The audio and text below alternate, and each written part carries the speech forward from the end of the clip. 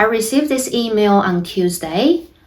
This is from a registered nurse overseas. She watched all my videos about IQN registration process, the cost and the timeline, and she really had some good questions. I'm not going to share her name or her details, but I wanted to answer her question properly because I think a lot of you watching right now have the same question. So she asked 4 things. The first one is, do overseas nurses have to sit the theory exam and OSCE? Do they have to go back to university? And the second one is, my process took 3 years. Is that normal? Or can it be done faster? And the third one is, can you work as an HCA in New Zealand while doing your IQN registration at the same time? And the last one is, after you get registered, is it easy to find an RN job? Okay, so these are really good questions. So today I'm going to answer each question honestly based on my own experience. Question number 1. Do overseas nurses have to go to university in New Zealand or sit the theory exam and OSCE? Okay, so this is probably the most confusion I see, and I completely understand why. The information online is scattered everywhere. Let me make it clear today. There are 2 pathways to become a registered nurse in New Zealand. And the first one, and that's the university pathway. That's for people who are not yet a registered nurse. And the second pathway is for people who are already a registered nurse, like us. In Nursing Council New Zealand, they call it Internationally Qualified Nurse. So this is IQN pathway. As an internationally qualified nurse, you don't repeat a nursing degree. Instead, you go through a verification and examination process. The Nursing Council of New Zealand assesses your existing qualification, your nursing registration, your work experience, and your English language ability. By the way, Australian nurses have a separate pathway. One important thing to note, Nursing Council New Zealand requires your qualification to be equivalent to a Bachelor of Nursing in New Zealand. If you hold a diploma level qualification, you may not qualify for this pathway. Always check with Nursing Council New Zealand directly for your specific situation. Now, most internationally qualified nurses are required to pass 2 exams, the theory exam, which is a multiple choice computer-based test, and the OSCE, which is a clinical assessment. However, Nursing Council New Zealand assesses each application individually. Some nurses may not be required to sit both exams. By the way, Nursing Council New Zealand has a self-assessment tool on their website where you can check your own situation if you need to sit for the both exams, which is the called competency assessment. I will link it in the description. Okay, so that's it.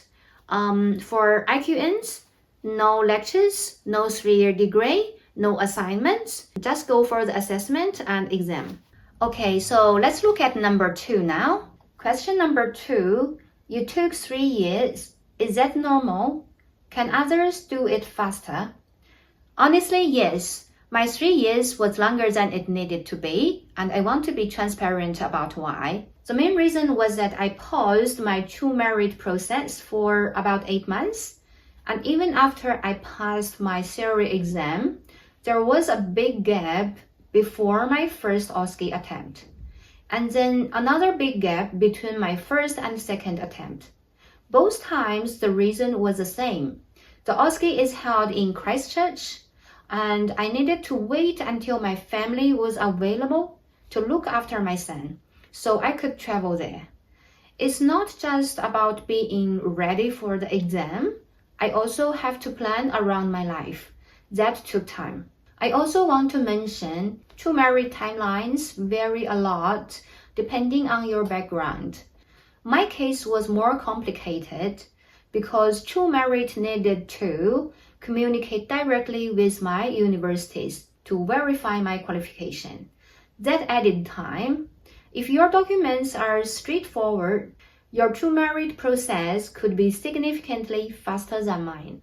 So looking back at my own timeline, if I removed the 8 months I paused during to-merit verification and the waiting time between my theory exam and OSCE sittings due to family arrangements, and if I had passed my OSCE on the first attempt, I believe I could have completed the whole process in around 21 months.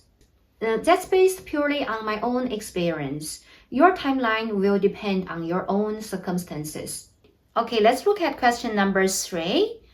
Question number 3, can I get a job as an healthcare assistant while doing my IQN registration? Yes, absolutely. And this is actually what many internationally qualified nurses do. While your IQN registration is being processed, you can work as a healthcare assistant or caregiver in New Zealand. You can work in hospitals, aged care facilities, community settings, or GP clinics. So I did this for myself. I worked for 10 months as a healthcare assistant in an aged care facility before I got my RN registration. I actually got my job offer through an agency in my home country before I even arrived in New Zealand. And I'm really glad I did. I made a full video about healthcare assistant and registered nurses' salaries in New Zealand, including a real collective agreement with actual numbers. I will link that in the description. Okay, so let's look at question number 4. Question number 4, is it easy to find an RN job after getting registered? This is a question I want to answer carefully and honestly. The job market for nurses in New Zealand has been challenging in recent years. In mid-2024, Health New Zealand introduced a hiring freeze on nursing roles due to budget overspending. This mainly affected public hospitals' positions. But for aged care, primary health, and private hospitals were less affected. As of now, the situation is improving, but I want you to go into this with realistic expectations. And whether you find a job also depends on your previous working experience and your local New Zealand experience, which is another reason why healthcare assistant work before registration can really help. As for myself, I haven't started looking for a work yet. My son is still very young, and I'm planning to wait until he can attend after-school care. When the times come, I will make another video for it. For now, I'd suggest checking SeekNZ and IndeedNZ to see what RN roles are currently being advertised. That will give you the most up-to-date picture of what's available right now. So those were my honest answers to the 4 questions. I hope this helped clarify the confusions. If you have any questions, please comment below or send me an email through my website. I read everything. If this video helped you, please leave a like and subscribe. I post regularly about the real experience of becoming a registered nurse in New Zealand as an internationally qualified nurse. See you on the next one.